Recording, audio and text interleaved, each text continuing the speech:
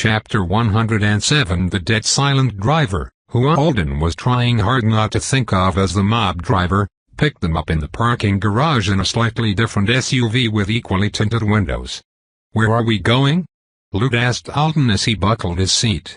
"I assumed you were going back to campus," said Alden. "And I thought I'd catch a bus from there down to F. What kind of backup would I be from that far away? I'll ride with you. Let's use the secret car like it's a proper secret car. You'll take us anywhere, right? As long as I keep paying the privacy company." In the rearview mirror, the driver nodded once. Alden couldn't think of any reason why taking a possibly private and definitely overpriced automobile would be worse than just taking public transport.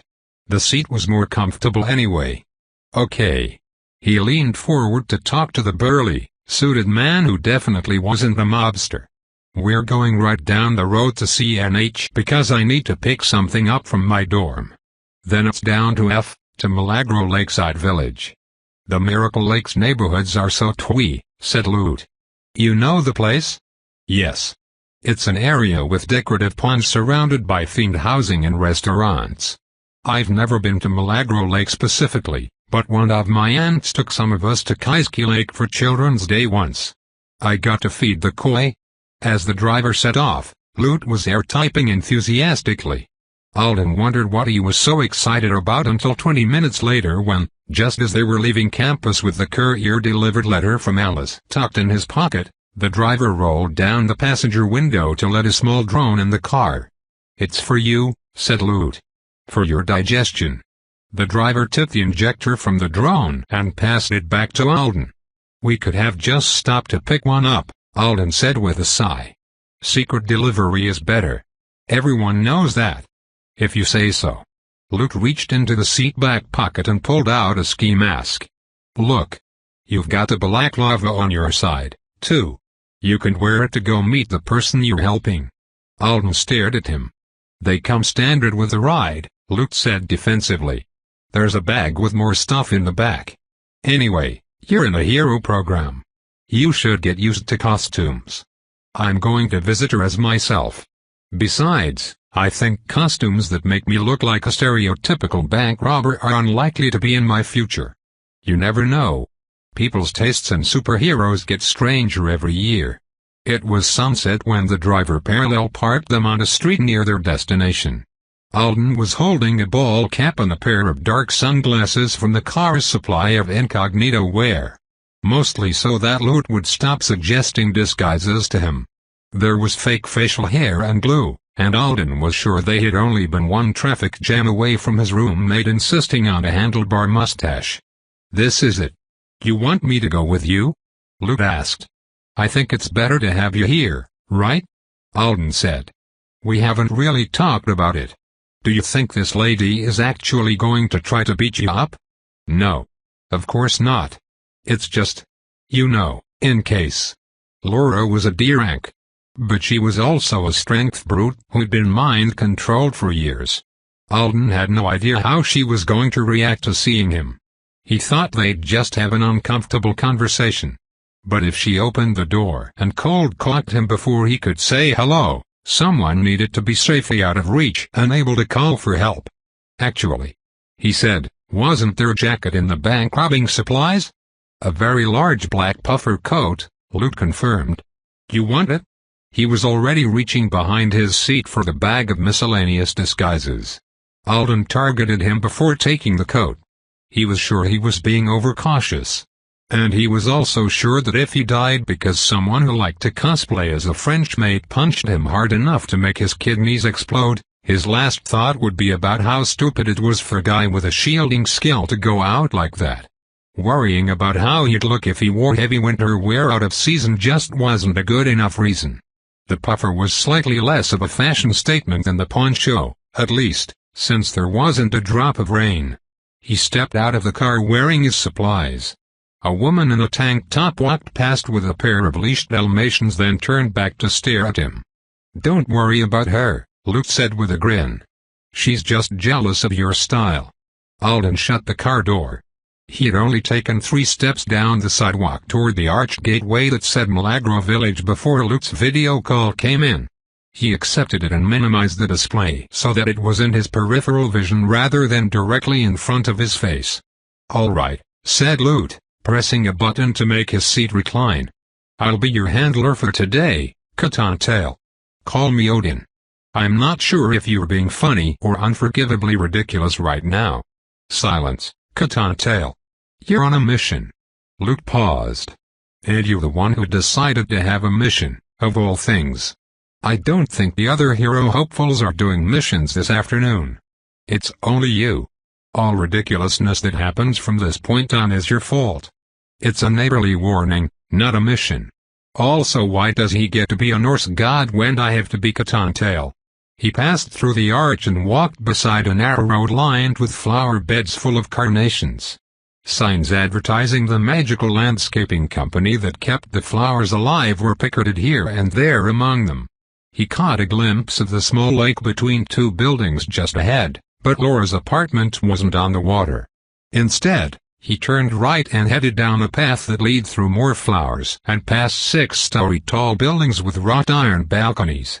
This place wasn't marked as a family neighborhood on his interface, but there was plenty of evidence that families with children lived here. Child-sized bicycles stood in the racks, and toys lay forgotten on some of the balconies. From the direction of the lake, he heard the faint sound of music. Not the fanciest area I've seen, but it seems really pleasant. Though he'd yet to see anywhere on the island that looked sketchy or shabby to him. Even Boomtown, where the girls lived, had felt upscale. I might need to adjust my standards. "Hey, is this a nice neighborhood?" he asked. Lute was examining the bottle of mustache glue. "I think most people would call it middle class." "Why?" "Just getting a feel for things. I spent a lot of my childhood on a magical mega-yacht," said Lute, "and when I wasn't there I was in the family mansion or Olaya's midtown penthouse. I'm probably not the best judge of real estate values." "You grew up fancy. You should have seen how I got to school in the mornings." "I've been meaning to ask you about school." Alden was striding through a gazebo. The heavy coat was already getting toasty. "Not our current one. I mean the one you attended before. It seems like a huge amount of high-ranked kids are all familiar with each other from elementary and middle school. From things you've said, I know you were in classes with people we know. Hoyu, Vandy, Con, and Tyet all seem to have been in class with Lute at some point. Possibly at multiple points. And Constantine's friend group on the day they'd all come for final interviews and combat assessment was huge and full of students who talked like they shared homerooms. Did they separate you all by prospective rank even before you got selected?" Alden asked. "A single classroom with more than a couple of S's in it should be uncommon otherwise, right?" Lute's eyes went wide and he sat back up in his seat. "No, they don't separate out kids by guess rank in school. Doing that in an official way would be a step too far even for the super elitists. But I went to a private academy that catered to the creme de la creme, and more than half of the kids had high-ranked parents. Elbow rubbing is one of the reasons people send their spawn there.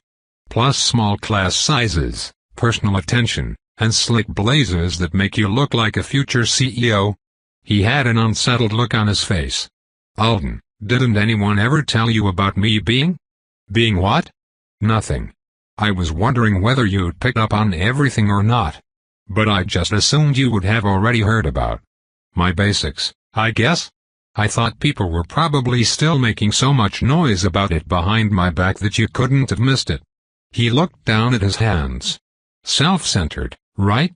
But if you don't know, I'll get to tell you about it myself. That'll be nice. For a change." He cleared his throat.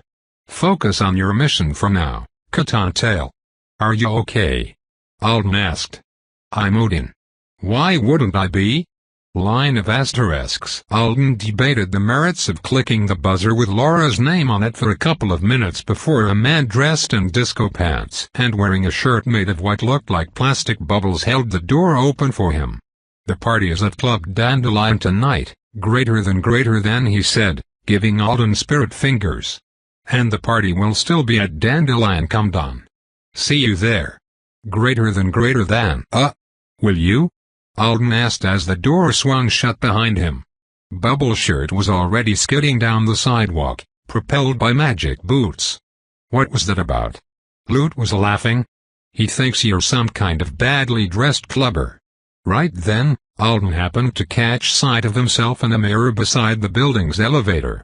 He was dressed all in black except for his jeans and sneakers.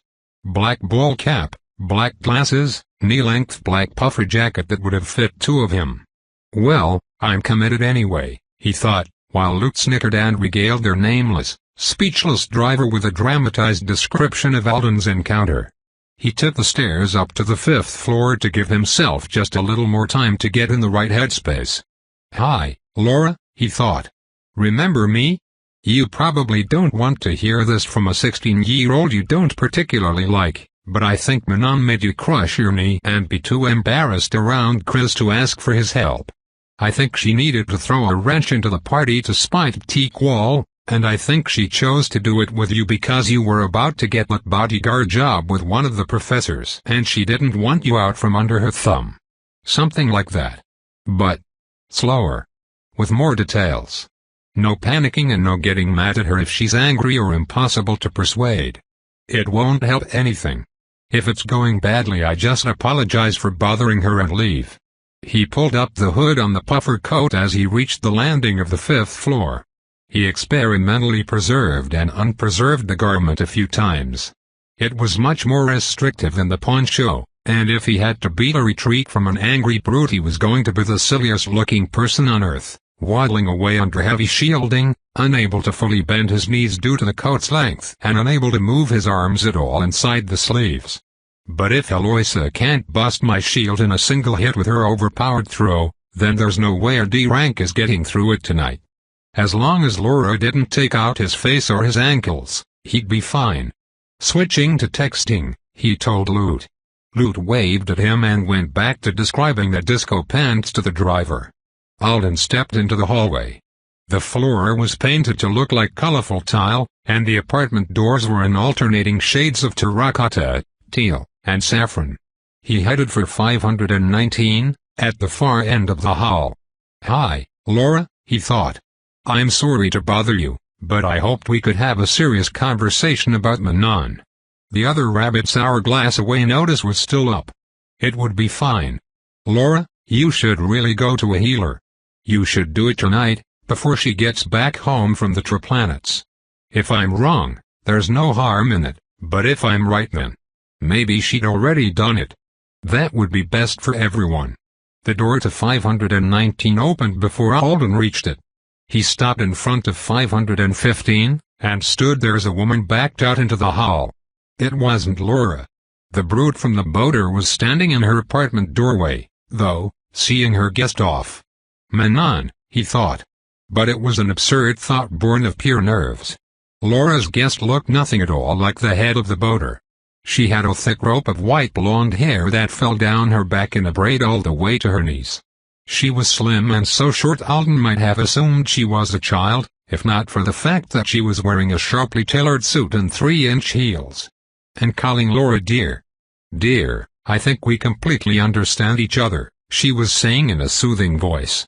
You were right to call me. We'll handle this, and everything will be smoother moving forward. Lute, she's got a visitor, Alden texted. He looked around like he expected to find a convenient hiding spot in an empty hallway. I can't see or hear that far, said Lute. It's off-screen for me. Do mind healers make house calls?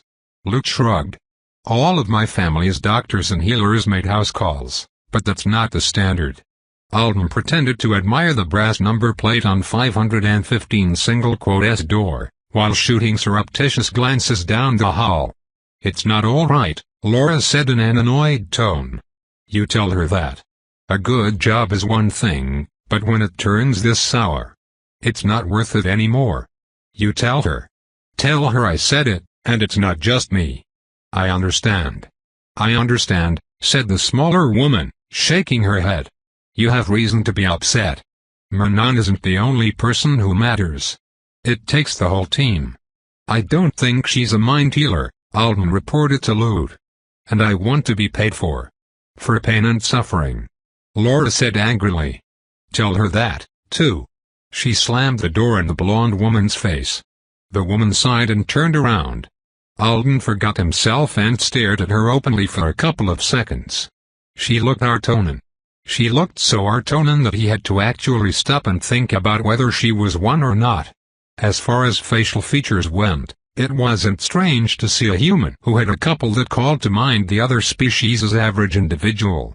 Prominent cheekbones, unusually wide-set eyes, narrow brows, a high forehead, small chin. They were common enough that even seeing the full combination on a human face wasn't shocking.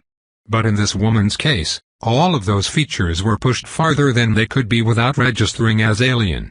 And there were other cues, apart from her face, that made him question his initial assumption about her species.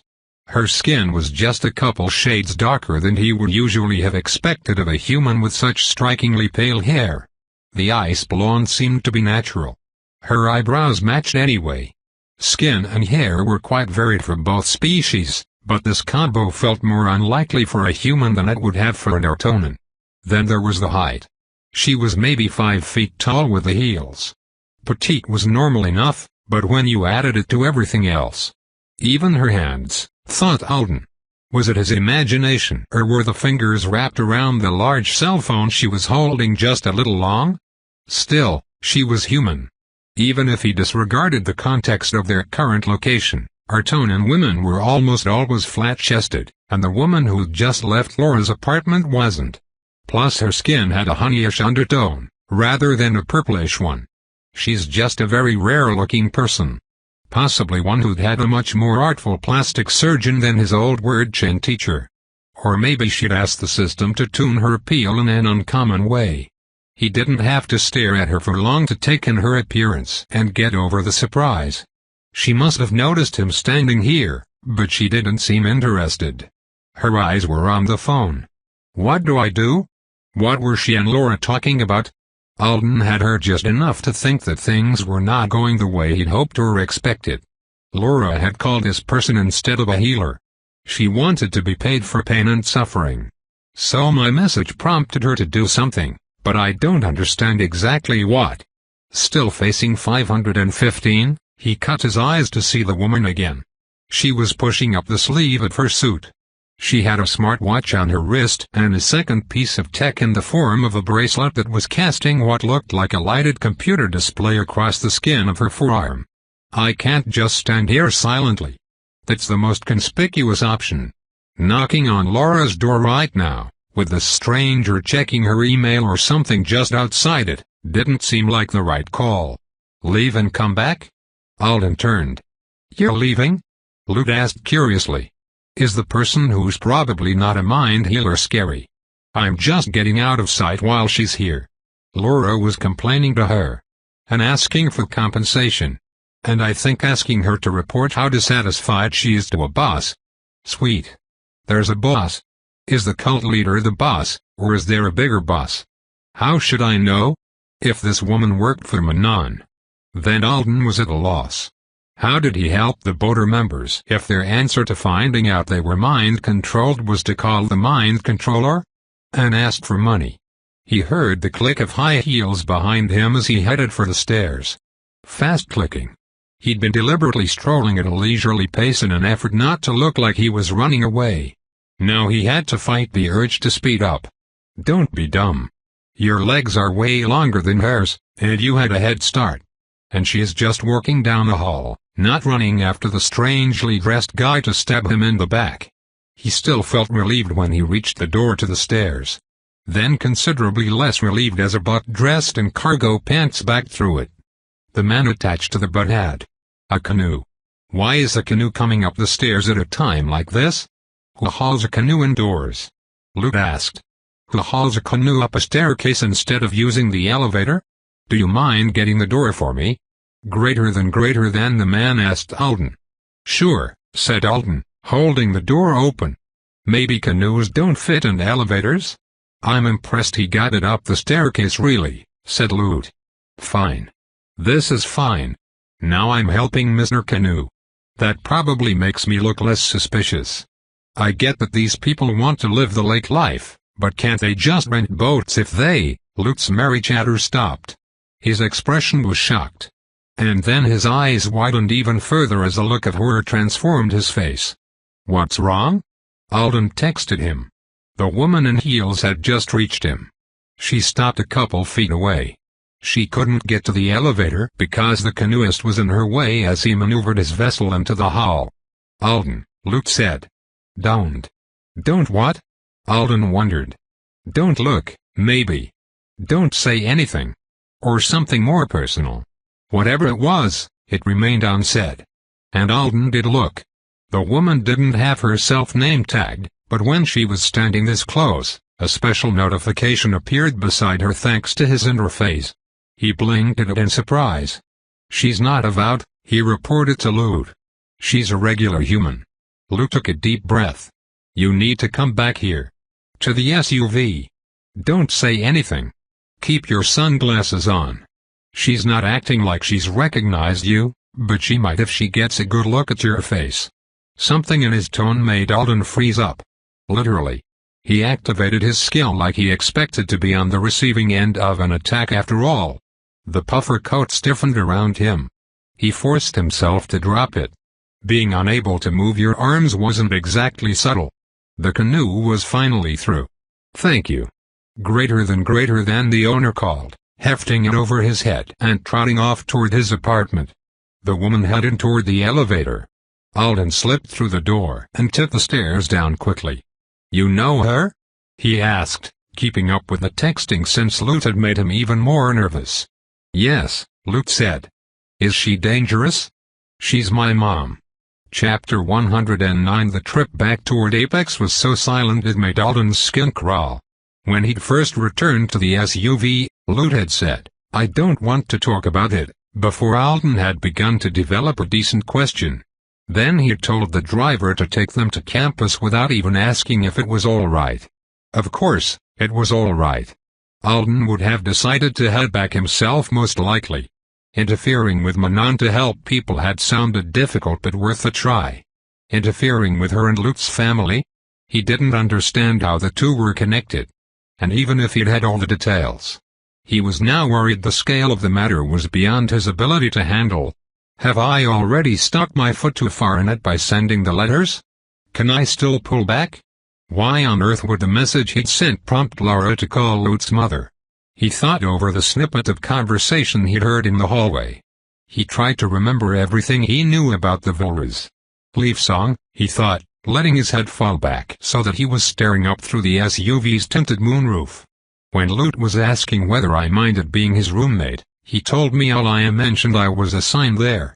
And it stuck out because he'd heard members of his family say the university name before. At the time, Alden had been more focused on other things. He'd brushed it off. Nia had heard of the Wizard University, too, so it hadn't seemed that strange that the Vulras might bring it up from time to time. It was an even more prestigious school than he'd realized when he was doing the job there. He had decided that hearing an avowed who was familiar with art tone and culture mention it in passing must be like hearing someone mention Oxford or MIT. It didn't necessarily mean they had a personal connection to the institution. What if Aliyah does, though? Through the boater. He could imagine a few reasons for people to want a way into the school, cozying up to important wizards while they were young, gaining access to powerful families, maybe even something like collecting information on youthful transgressions to save for later. If Joe could take advantage of that kind of thing, then possibly human blackmailers could as well. It's all guessing. What was less of a guess was the fact that the boater wasn't just a messed-up version of a union for Manon and her friends. The Vulras wouldn't care about something like that. And Alden had wondered on more than one occasion why Manon would care so much about the boater herself. It was odd for a rabbit who got plenty of work on her own to be so obsessed with monopolizing and controlling the campus posting. The money was amazing. The connections were amazing. And those things gave her a tighter grip on her collection of human assets. Maybe, he had thought, it was enough of an excuse. But it made more sense if there was something else at stake. For Manon at least. The boater had to be a lot of work to maintain. She shelled out her own money when they were on campus to keep them happy. I freaking hate schemes, politics, and power struggles, he decided. Night had fallen, and a river of oncoming headlights greeted them as they approached the span. Lute had been staring quietly through his window for the past half hour, hands clenched together in his lap. "You're not going to say anything?" he asked suddenly. His face was still turned away from Alden. "You didn't want me to. And I don't know enough to say anything. Sorry for." Alden didn't understand the situation well enough to know if he should apologize or not. "Sorry to accidentally involve you in something that might be bigger and more personal for you than I realized. I thought I was just going to talk to someone I'd met once. I didn't know. He'd wanted it to take an hour and then, whether it went well or badly, be over." "Don't worry about it," Luke said in a dull voice. "It's not like it's your fault. I have such a busy family. I suppose that when someone mentions a shady thing going down on Anzidora, I shouldn't be surprised if they're right in the middle of it. I'm living proof that Alaya gets away with illegal crap all the time, aren't I?" He was still clutching the bottle of mustache glue in his hand. Alden thought he must have forgotten he was holding it. "I have some relatives who think every bizarre thing that happens to someone in our family happens because Alaya has fucked around with fate a few times. They're wrong. Our lives are full of strange, dramatic, odious shit because Alaya fucks around with everything, every minute, of every hour, of every day. And they let her. They help her." "Why?" Alden asked. Luke shrugged. "Maybe they all love it as much as she does. Or maybe they just love her. Every time I feel like I get it, a little, I end up being more wrong and more fucked around with than before. I see how living with it for decades makes some of them think they're cursed or blessed or whatever, though. Coincidence feels like magic sometimes." He shifted around in his seat to look at Alden. "I'd only just realized you didn't know anything about my parents. I was thinking it was nice that I'd get to tell you about them myself and present it how I wanted to. And 15 minutes later, you run into Mom, Jessica, doing Alaya's bidding in the hall of a random apartment building. That's what you wanted to tell me about." "You didn't know she wasn't avowed," said Lute. Alden shook his head. "You asked me if I was in a special class for high ranks when I was younger. That's how I realized. They wouldn't have put me in that kind of class even if one existed." His smile was bitter. "If they sorted kids that way, they'd have needed to dig a basement below the school to stuff me in. Do you know what they call people who have avowed parents but who never get selected?" "No." "Weefs. Like their parents took a swing in a game of baseball and missed. Sorry, you struck out." "That's cruel," Alden said quietly. "Whiff is the cutest word for it. Believe me. Mo, Jessica is Alaya's big whiff," said Lute. "And Cyril is a whiff, too. His parents are C ranks." "Cyril's your father?" "Yes." Luke glanced down at the bottle of glue, then dropped it into his cup holder. "I've always thought so anyway. But that being true became very unlikely the moment I was selected. I look pitiful and stupid if I pretend I don't know that." He drew his legs up toward his chest and put his feet on the dark leather seat. "Do you know what the kid of two weefs is supposed to be?" Alden could guess. "Human." Lute gazed up through the moonroof. The flickering lights of drones mingled with the stars. "I was supposed to be human." After a moment of silence, one corner of his mouth turned up. "Sometimes I wonder if the system enjoyed it. Picking me. Putting its fist right through the middle of my plans and everyone else's. I know it's not supposed to enjoy things. But I bet it did that day. Just a little." "What was it like?" Alden asked. He couldn't imagine it. He'd grown up knowing he would most likely never be selected, even if he'd had his hopes and Hannah's theories. But he'd belonged to a whole world full of people who wouldn't be chosen. To grow up here, where almost everyone was or would be avowed, had to be a completely different experience. It was like someone flung me into the sky when I'd spent my whole entire life teaching myself how to be happy with the ground.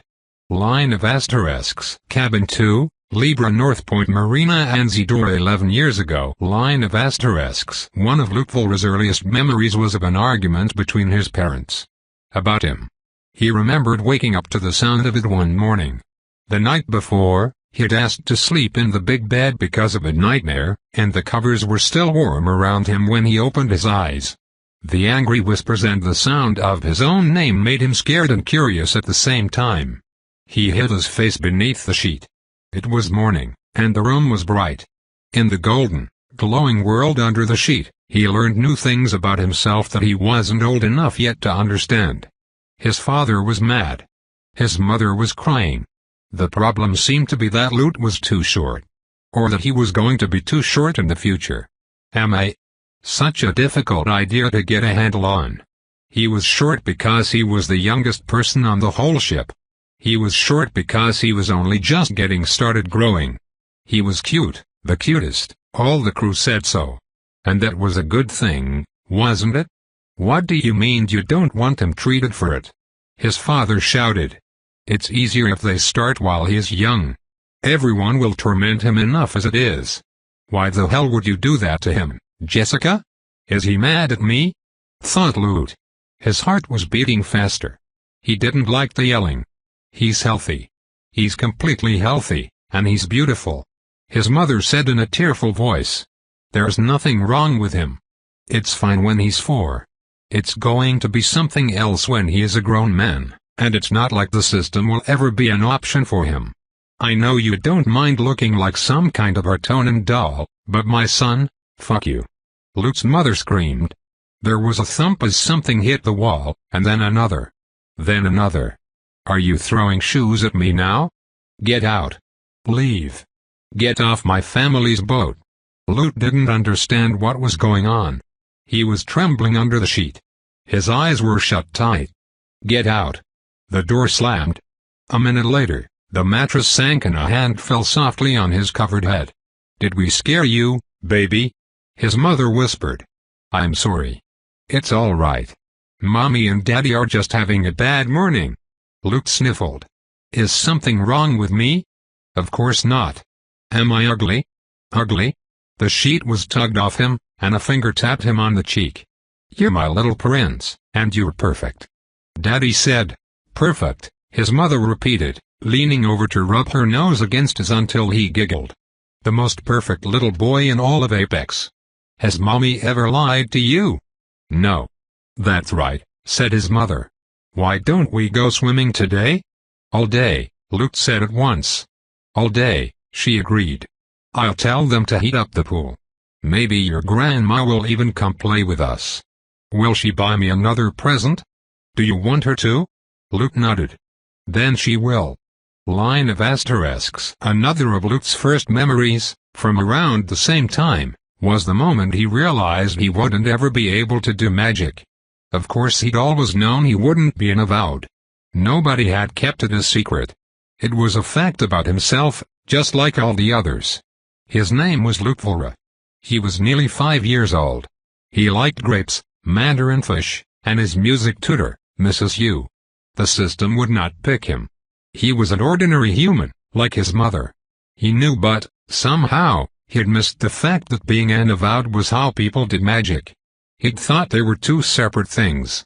He was in the pool on the afternoon when the news finally crashed down on him. His arms were supported by inflatable swim wings, and his face was in the water so that he could see through the glass bottom to one of the yacht's sitting rooms on the deck below. His cousin Hazel was there with Grandma Alaya. He pulled his head up. Can't I go see Grandma? His mother, lounging on the long white deck sofa and typing on her computer, shook her head.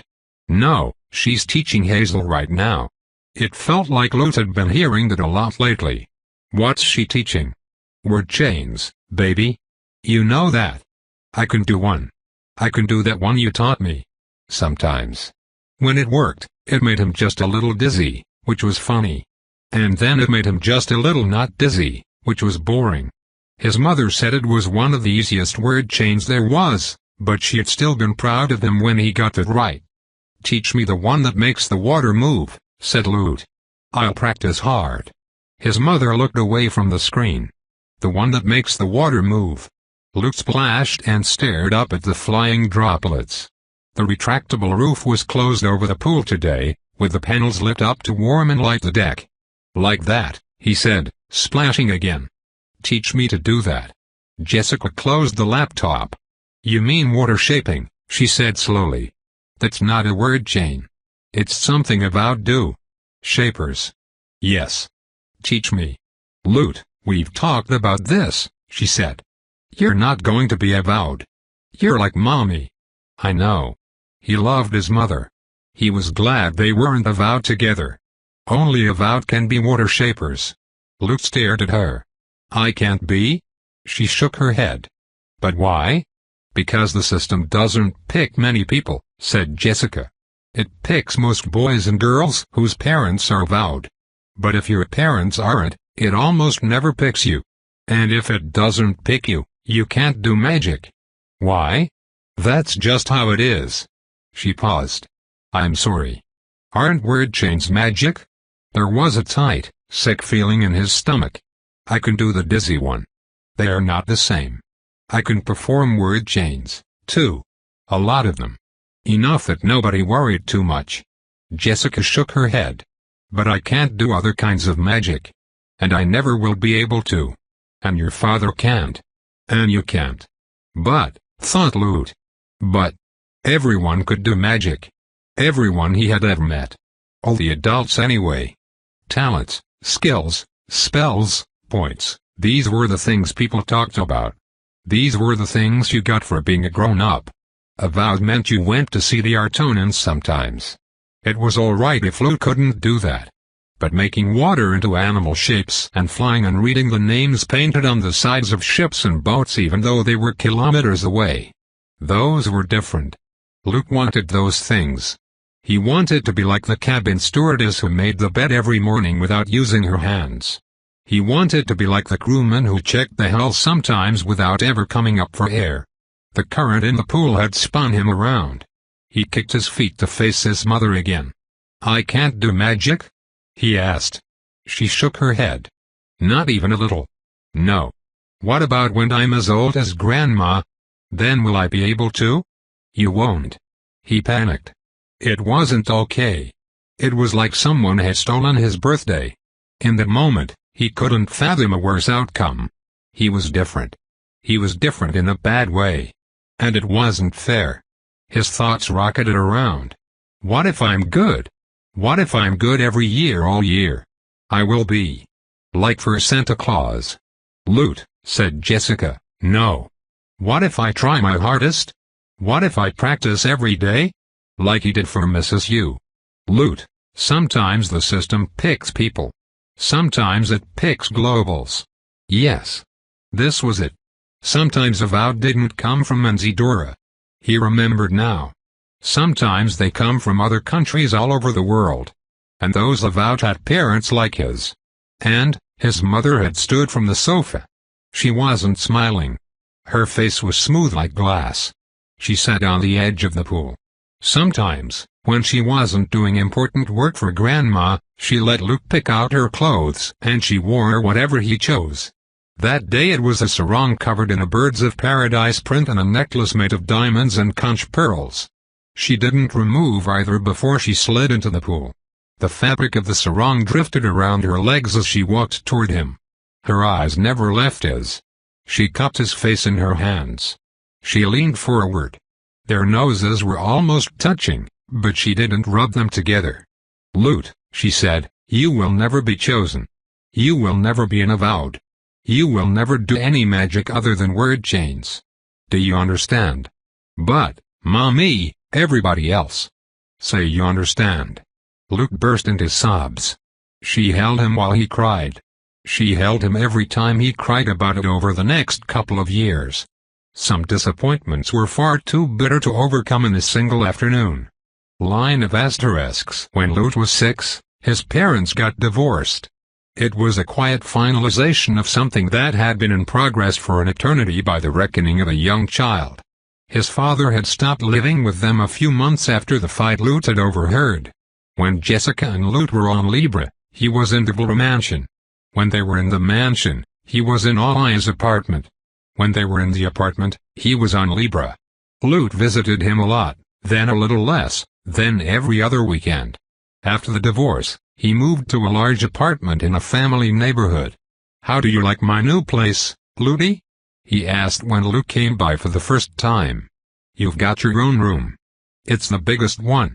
He would continue to mention that Luke had the biggest bedroom for years, as if it was proof of his love, until finally, at 12, Luke ended it for good by saying, "Isn't that because Mom owns this apartment and she had a room with the en-suite decorated for me?" She'd had a picture of a Luteist installed on the shower wall in mosaic tile.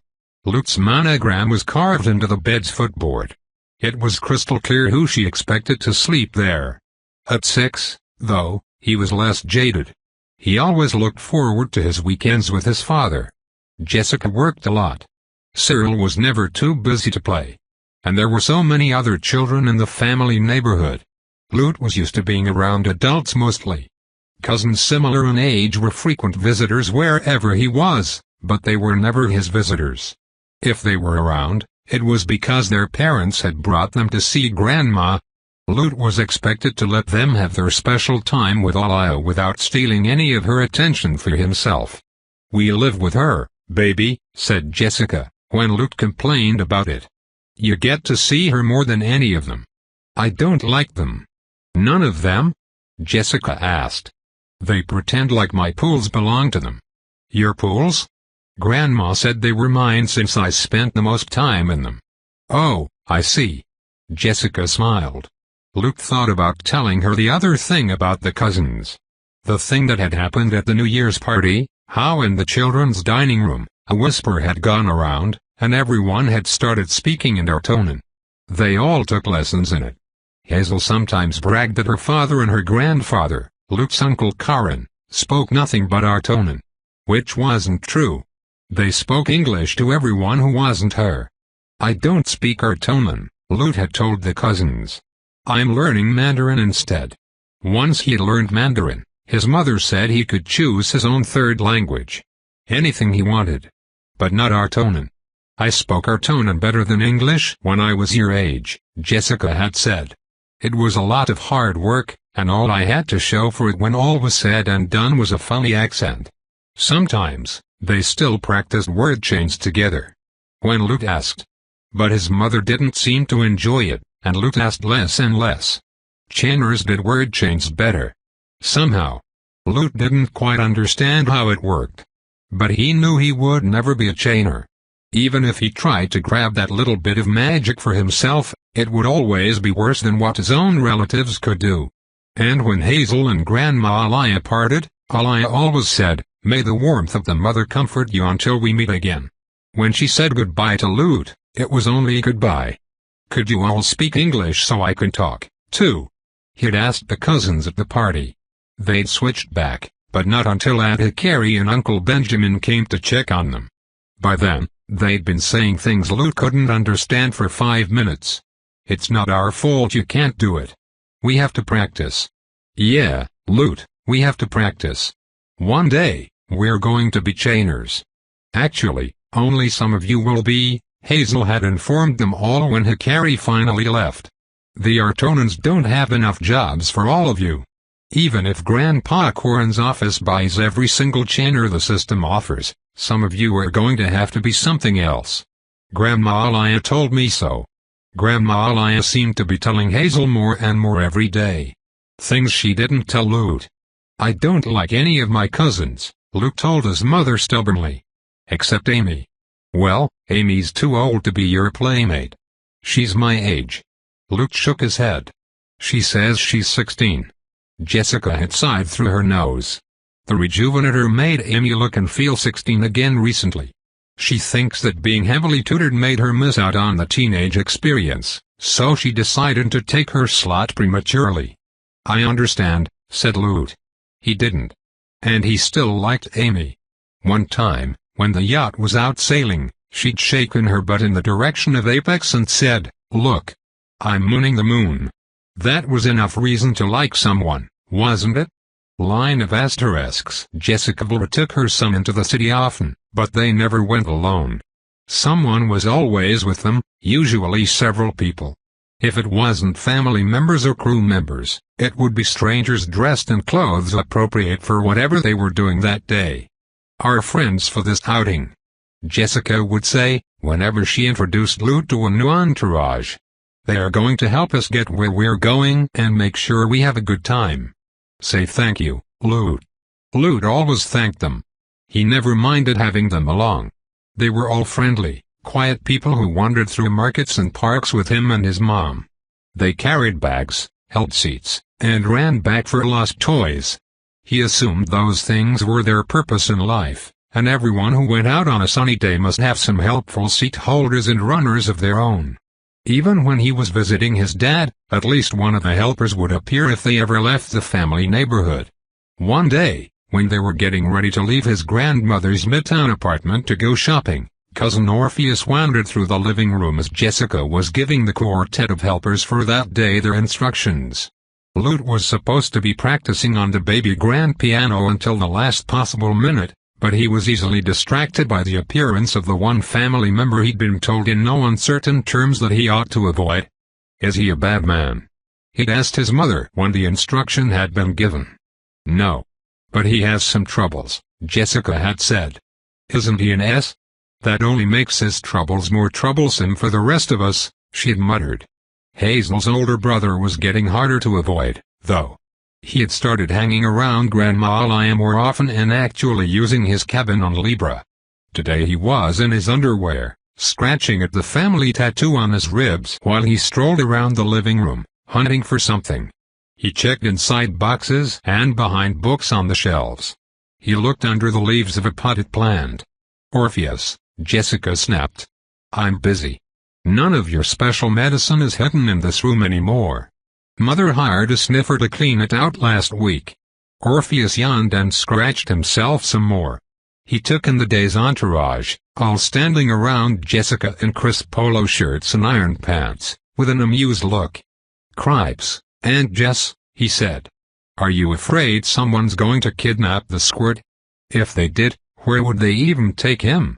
It's an island. Jessica looked over at Lute, who went back to playing Gymnopédie at a slightly too fast tempo. Our friends will be helping us with our shopping, she said.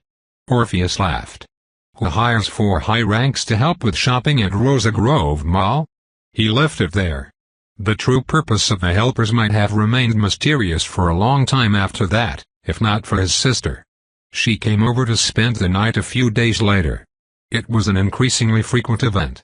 And a miserable one in Lute's opinion. Hazel was almost 2 years older than him.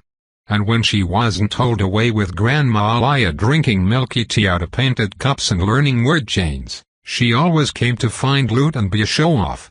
He managed to avoid her for a whole day, night, and morning. But then on her second afternoon in residence, Alia was called away to deal with something and Jessica went with her.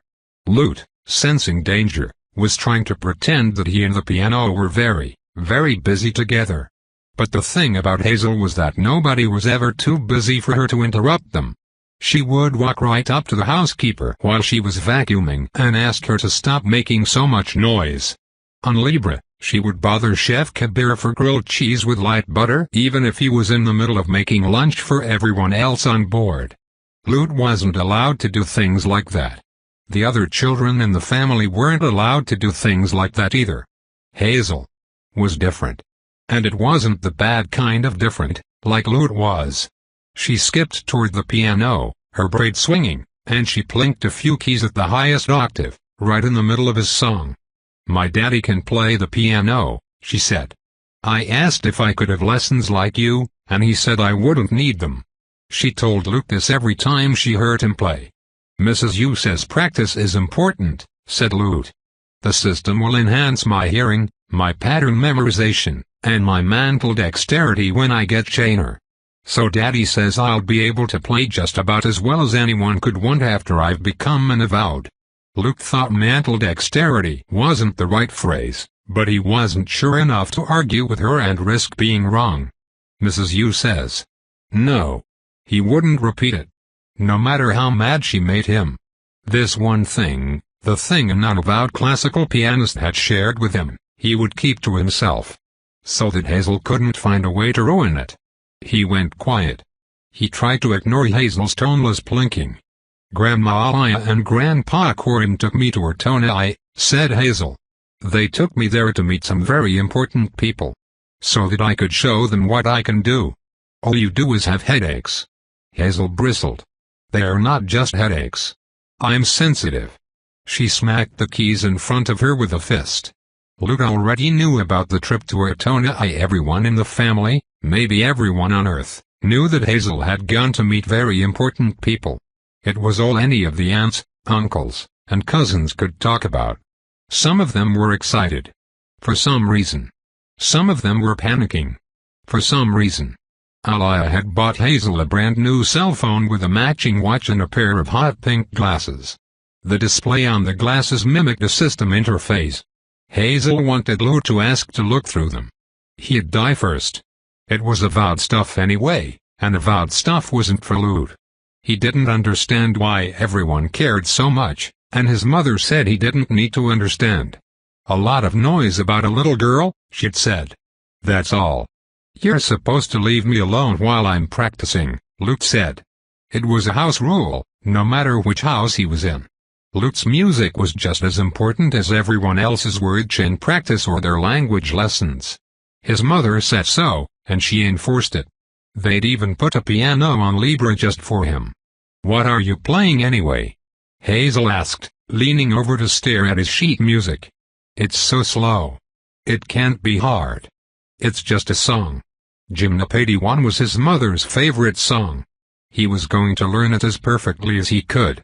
Mrs. Yu was helping him figure out how to modify it in the places where his fingers couldn't reach. It doesn't matter if it's slow or fast. You have to think about expression, Lute said. I'm about to turn 9, said Hazel. You should play Happy Birthday. I just turned 7. You didn't have a party. Yes, I did. You didn't invite me. Lute had invited his parents, his grandmother, Amy, the crew, a kora player he'd heard on the street a week before, and Mrs. Yu. No. Other cousins. He had been very specific about his guest list, and his mother hadn't argued. Amy said she was surprised to be invited, but it was the best family party she'd ever been to. I didn't invite you because it was an adult birthday party, Lute said. I only invited grown-ups. You still should have invited me. We're friends. Lute missed a note. And then another. We're friends. Were they friends? Friends are supposed to be nice to each other. You're not nice, he said. Hazel plinked a few more keys. I'm nice to you. You're just too little and dumb to understand. I look out for you all the time. You don't look out for me. Lute said angrily. Kids, don't fight in there. A woman's voice called from the another room. The housekeeper was spending an awful long time cleaning the bathroom today. Lute was sure she was just avoiding Hazel. You're rude and you bother me when I'm practicing, Lute hissed. And you never do anything but brag. You're not my friend, and you're not nice. I don't brag. Hazel glared at him. And I am nice. There are all kinds of things I know about you and Aunt Jessica, but I don't say them just to be nice. Liar. Hazel's eyes narrowed. Her voice lowered to a whisper. Orpheus says you're not allowed out of the house without S-ranks around, and my daddy says it's just because Aunt Jessica wants to make sure nobody says anything about you. Lute stopped even trying to play the song. What does that mean? Hazel gave him a superior look. You're both weefs, and so people might say mean things around you. Aunt Jessica takes guards so that those people will be scared to do it where you can hear them. We're not weefs. Yes you are. No we're not. Stupid. I bet you don't even know what it means. That's what it's called when you're supposed to be avowed and you aren't. You're making it up. Hazel pulled out her phone. I've known about you forever. And I don't say anything because I'm supposed to be nice to you and not make trouble for Grandma Aliyah. Lute was breathing hard. Here, I'll prove it. I found this the other day when they were talking about your guards. My new phone doesn't have little kid settings like my old one because when I went to Ortona, I proved I was responsible. I couldn't find anything now. I'm typing in what mean things do people say about weefs. A minute later, she whipped off her new glasses and shoved them onto Lute's face. They were too big. He had to hold them in place with his hand. He didn't want to. He wanted to take them and throw them across the room. but the lights in his eyes. The possibility that Hazel wasn't lying and she really knew things about him he didn't. Her new phone was a grown-up phone. Are they saying bad things about us? Do Hazel's parents tell her secrets about us? What kinds of things are on grown-up phones? Lute didn't have a phone at all. His mother said he didn't need things like that at his age. This one, said Hazel. Look. It's a board where just people from here on Zedora go to talk. A board. A place online, Hazel said. I'll read it to you since you probably can't. I can read. Hazel ignored him. Someone says, I'm 17 already. What am I going to do if I'm a whiff? Lute could read the words himself. They were blazing in his eyes. He couldn't read them quite as fast as Hazel was, but he could tell she wasn't lying. And then the next person says, you need to start praying, but that one's not important. The one after that says, my dad's so nasty. He loves all the mean whiff jokes. Then he writes some out. She read them all aloud to him one by one. It took her several minutes to finish the list and explain what they all meant. Then she took her glasses back and stared into Lute's white eyes. See? That's the kind of thing people say about you and your parents. And I knew. And I didn't tell you. Because I'm nice to you. She spent the next 2 hours trying to force him to stop crying. She failed. He hid in his room and sobbed until he was exhausted, and when his mother woke him up, he burst into fresh tears. He was so inconsolable that even his grandmother got involved, and the whole story was pried out of him between blown noses and hiccups. Hazel's parents and her grandparents were called, and there was a meeting in Alia's office that Lute was not privy to. But she lost her phone, her glasses, and her watch. She gained 2 additional tutors and a uniformed nanny who traveled with her everywhere for the next year, so that she was never left to her own devices, even on weekends. It would be a while before she and Lute were alone in a room together again. Apparently Alia's tolerance did have a limit. And that limit was Hazel explaining a joke about how whiff was the sound a tissue should have made as it entered the trash can. Because it would have been better if the sperm went there instead of in the whiff's mom.